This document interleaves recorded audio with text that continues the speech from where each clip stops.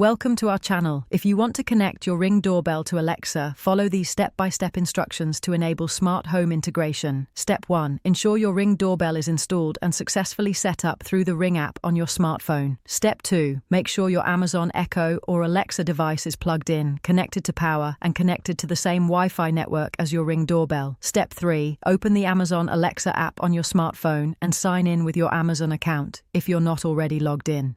Step 4. Tap the More option in the bottom right corner of the Alexa app, then select Skills and Games.